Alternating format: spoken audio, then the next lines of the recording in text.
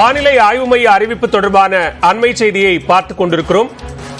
தமிழகத்தின் 12 மாவட்டங்களில் இரவு 7 மணி வரை மழைக்கு வாய்ப்பிருப்பதாக அறிவிக்கப்பட்டிருக்கிறது. நீலகிரி, கோவை உட்பட 12 மாவட்டங்களில் இரவு 7 மணி வரை மழைக்கு வாய்ப்பிருப்பதாக அறிவிக்கப்பட்டிருக்கிறது. திண்டுக்கல், திருப்பூர், சேலம், தருமபுரி, கிருஷ்ணகிரி, திருச்சி, மதுரை, விருதுநகர், சிவகங்கை, ராமநாதபுரம் மாவட்டத்தில் இரவு 7 மணி வரை மழைக்கு வாய்ப்பிருப்பதாக வானிலை ஆய்வு மையம் தெரிவித்திருக்கிறது. குறிப்பிட்ட 12 மாவட்டங்களில் இரவு 7 மணி வரை மிதமான மழை பெய்யும் என்றும் தெரிவிக்கப்பட்டிருக்கிறது.